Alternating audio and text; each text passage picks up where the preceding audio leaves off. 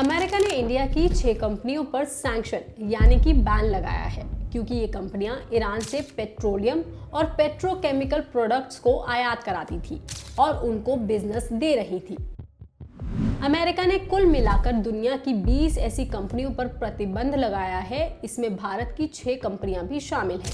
लेकिन ये कंपनियां कौन सी हैं, वो क्या बिजनेस कर रही थी, उन पर क्या आरोप लगे हैं और क्यों लगे हैं, और क्या ये कंपनियां अपने ऊपर से ये बैन हटवा सकती हैं, सब कुछ डिटेल में बताएंगे आपको इस वीडियो में। अमेरिका ने कंपनियों पर बैन लगाते हुए कहा कि इन कंपनियों का ईरान से ऐसा बिजनेस करना कथित तौर पर कार्यकारी आदेश के तहत अमेरिका प्रतिबंधों का उल्लंघन है। अमेरिका का दावा है कि ईरान की सरकार इस बिजनेस से मिलने वाले रेवेन्यू का उपयोग मिडिल ईस्ट में संघर्ष को बढ़ावा देने, आतंकवाद को फंड करने और अपने लोगों पर अत्याचार करने के लिए करती है। इसके चलते भारत की 6 कंपनियों पर बैन लग गया है। ये 6 कंपनियां कौन सी हैं, इन पर क्या आरोप लगे हैं, पहले आपको वो बताते हैं। किस किस पर बैन लगा है। एएनआई के रिपोर्ट के मुताबिक लिस्ट में सबसे ऊपर है L chemical solution private limited. US के मुताबिक इस कंपनी ने जनवरी से दिसंबर 2024 के बीच में $84 मिलियन से ज्यादा के ईरानी पेट्रोकेमिकल गुड्स आयात किए, इसलिए इसे इन आरोपों का सामना करना पड़ रहा है। दूसरी कंपनी है ग्लोबल इंडस्ट्रियल केमिकल लिमिटेड। इस पर अमेरिका ने इल्जाम लगाया है कि इस कंपनी ने जुलाई 2024 से जनवरी 2025 के बीच $51 मिलियन से ज्यादा मूल्य के मिथेनॉल सहित ईरानी उत्पादों के आयात और खरीदारी की है। तीसरा है Jupiter dye chemical private limited. ये भारत स्थित एक पेट्रोकेमिकल ट्रेडिंग कंपनी है। इस कंपनी ने $49 मिलियन से ज्यादा के ईरानी ओरिजिन प्रोडक्ट्स को आयात करवाया है। चौथी है रमनिक लाल एस गोसालिया एंड कंपनी। ये एक पेट्रोकेमिकल कंपनी है। इस पर $22 मिलियन से ज्यादा का मिथेनॉल और बाकी ईरान के प्रोडक्ट्स को आयात कराने का इल्जाम लगा है। पांचवी कंपनी है परसिस्टेंट पेट्रोकेम प्राइवेट लिमिटेड, जिस पर कथित तौर पर आरोप लगा है कि कंपनी ने यूएई स्थित बाब अल बशर सहित कई कंपनियों से अक्टूबर से दिसंबर 2024 के बीच $14 मिलियन का मिथेनॉल आयात किया है। छठी कंपनी है कंचन पॉलीमर्स। ये कंपनी बाकी सारी कंपनियों से छोटी स्केल पर है, लेकिन इसने भी $1.3 मिलियन से ज्यादा का पॉलीथीन ईरान से इंपोर्ट किया। अब आपको ये भी बता देते हैं कि ये सैंक्शन आखिर होता क्या है जो यूएस ने भारत की 6 कंपनियों पे लगाया है। सैंक्शन एक एक्शन होता है जो उन सभी एसेट्स को फ्रीज करता है जो इन फर्म्स के पास यूनाइटेड स्टेट्स में हैं या यूनाइटेड स्टेट्स उसे कंट्रोल करता है।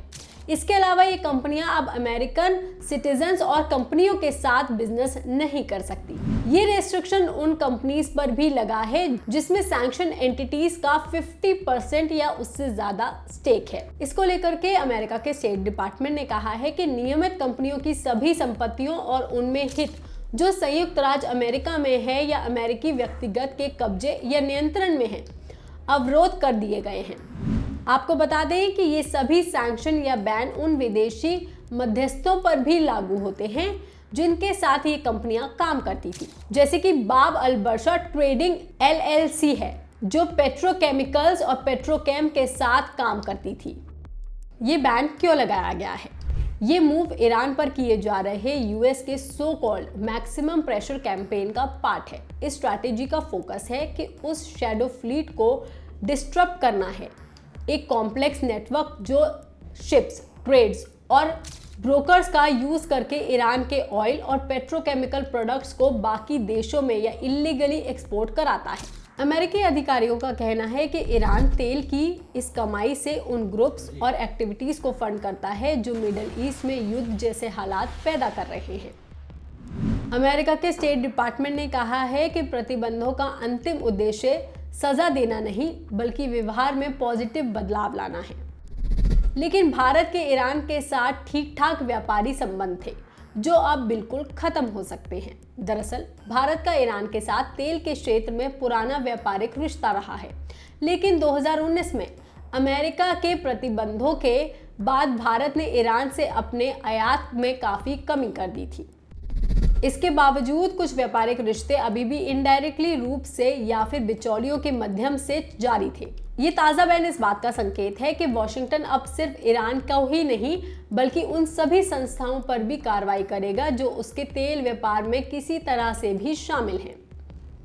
अमेरिका की इस कार्रवाई में सिर्फ भारतीय कंपनी ही नहीं बल्कि तुर्की, चीन, इंडोनेशिया और यूएई की कंपनियों को भी शामिल किया है। इनमें से कई कंपनियां भारत से भी संबंध में है। भारतीय कंपनियों की तरफ से अब तक कोई आधिकारिक प्रतिक्रिया सामने नहीं आई है, लेकिन अगर ये कंपनियां चाहें तो इस बैन को अपने ऊपर से हटा सकती हैं। वो कैसे, वो भी आपको समझा देते हैं। अमेरिका ने एक रास्ता खुला छोड़ा है। जो कंपनियां इस बैन को चुनौती देना चाहती हैं वो यूएस ट्रेजरी के office of foreign assets control यानी कि OFAC में याचिका दायर कर सकती हैं। स्टेट डिपार्टमेंट्स की गाइडलाइन के अनुसार अगर ये बैन की गई हुई संस्थाएं ये साबित कर दें कि वो अब बैन गतिविधियों में शामिल नहीं हैं तो उन्हें स्पेशल डेजिग्नेटेड नेशनल्स सूची से हटाया जा सकता है। इस पर आपका क्या कहना है, आप हमें कमेंट करके ज़रूर बताएं। बाकी तमाम खबरों के लिए आप देखते रहिए लोकमत हिंदी।